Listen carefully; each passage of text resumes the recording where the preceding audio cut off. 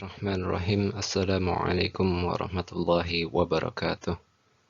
Pembaca situs mukminun.com yang semoga senantiasa dirahmati oleh Allah Subhanahu wa taala. Kali ini kita akan melanjutkan pembacaan kitab Tauhid karya Syekh Shalih bin Fauzan Al-Fauzan. Yang kali ini tema yang akan kita bacakan adalah tentang hukum tinggal dan bekerja di negara kafir.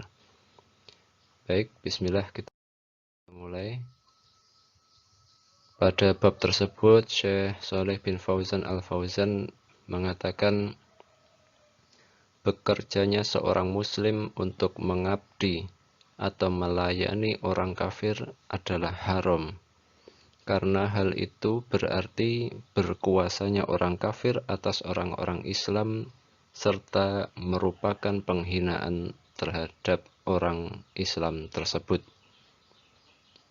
Kemudian di bagian selanjutnya beliau mengatakan iqamah atau stay permit, permanen stay permit atau bertempat tinggal secara terus-menerus di antara orang-orang kafir hukumnya juga haram.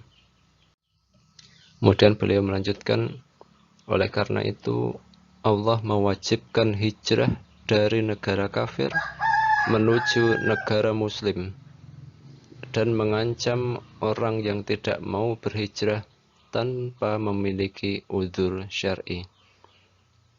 Perkataan penerjemah di sini menggunakan kata negara muslim karena bisa jadi pihak penerjemah sendiri menyadari bahwa saat ini mungkin belum ada satupun negara Islam, yaitu negara yang murni menggunakan ideologi dan undang-undang syariat Islam.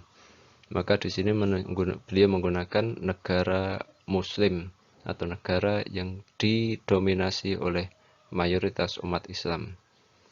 Kemudian bagian selanjutnya Syekh Shalih bin Fauzan Al-Fauzan menulis, syariat Islam juga mengharamkan seorang Muslim untuk bepergian, traveling, melancong, wisata ke negara kafir, kecuali karena ada alasan syar'i. Maka silahkan ditimbang apakah berwisata, traveling, jalan-jalan ke negara kafir itu termasuk alasan syar'i atau bukan. Kemudian di situ beliau melanjutkan salah satu syarat bepergian ke negara kafir adalah mampu menunjukkan identitas keislamannya. Kemudian beliau juga memberikan syarat lagi, selain adanya alasan syar'i dan mampu menunjukkan identitas keislamannya, beliau mengatakan jika dia sudah selesai dari melaksanakan tujuannya, maka dia harus segera kembali ke negara Islam.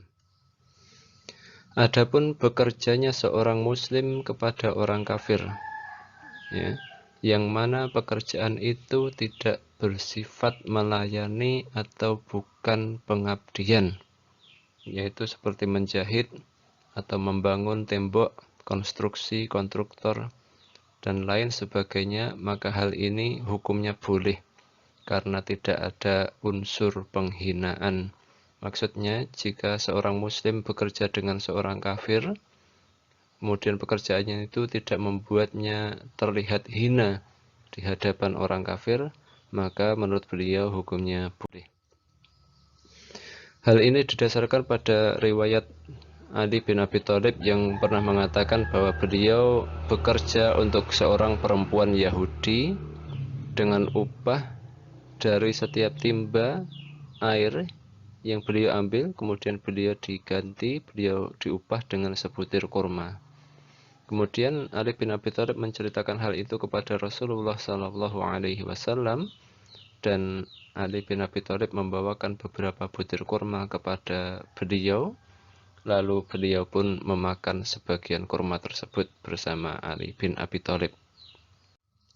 Di riwayat kedua, terdapat riwayat bahwa Khabbab pernah bekerja kepada Al-As bin Wa'il di Mekah.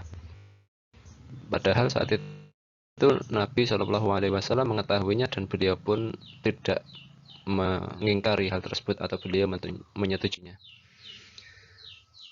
Kemudian Syekh Shalih bin Fauzan melanjutkan, Kedua riwayat ini menunjukkan akan bolehnya pekerjaan yang serupa dengan ini, karena ini merupakan akad tukar-menukar seperti halnya jual beli. Tidak ada unsur penghinaan terhadap umat Islam, tidak menjadikannya sebagai abdi, dan tidak bertentangan dengan sifat barok atau berlepas diri atau anti loyalitas dari orang-orang kafir dan dari agama mereka.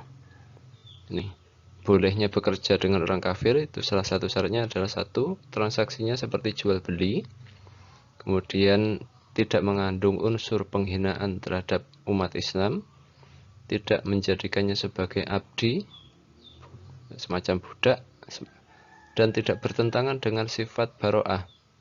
Dia bekerja, dia berinteraksi dengan orang kafir, tidak meninggalkan kewajibannya untuk barok, anti loyal, tidak loyal kepada orang-orang kafir, dan mereka tetap mengingkari agama-agama orang-orang kafir tersebut.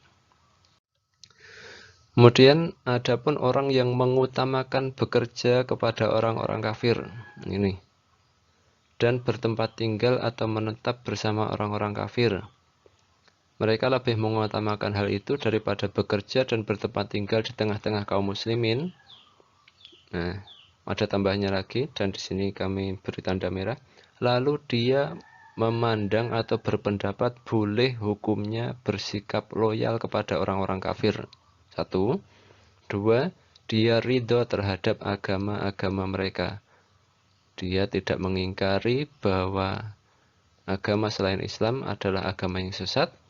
Maka dua hal ini, memandang boleh, kemudian ridho terhadap agama mereka, maka menurut Syekh Shalih Al Fauzan, maka tidak diragukan lagi bahwa hal itu adalah murtad atau keluar dari agama Islam. Ini penting. Jadi tidak serta-merta orang yang bekerja kepada orang kafir kemudian tinggal di negara kafir yang mayoritas kafir, dia lebih memilih itu daripada memilih tinggal di negara muslim. Kemudian orang seperti ini tidak serta-merta membuatnya kafir. Yang membuatnya menjadi kafir atau murtad adalah dia berpendapat boleh hukumnya loyal kepada orang-orang kafir. Kemudian yang kedua, dia ridho terhadap agama orang-orang kafir tersebut.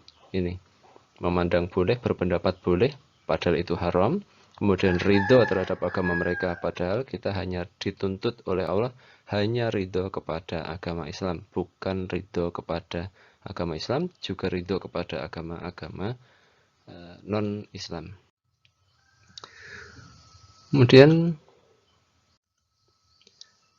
apabila dia melakukan hal ini karena tamak terhadap dunia, bukan karena tadi ridho dan berpendapat boleh, tapi dia melakukan hal ini karena tamak terhadap dunia, syahwat, atau ingin tamak terhadap kekayaan yang melimpah di negara-negara kafir, dan dia tetap memiliki rasa benci kepada agama orang-orang kafir, dan dia tetap menjaga agamanya sebagai orang Islam, maka hukumnya haram. Haram maksudnya haram dia untuk lebih mengutamakan tinggal dan bekerja di negara kafir daripada tinggal dan bekerja di negara-negara muslim. Hanya sekadar haram, tidak membuatnya kafir atau murtad. Hanya saja Syekh Shalih bin Fauzan mengkhawatirkan hal tersebut akan membawa dampak buruk bagi dirinya, yang kalau hal itu dilakukan secara terus-menerus dalam waktu yang sangat lama, akhirnya akan menjadikannya ridho terhadap agama orang kafir tersebut. Ini haram, hanya saja tidak sampai pada derajat murtad atau kafir.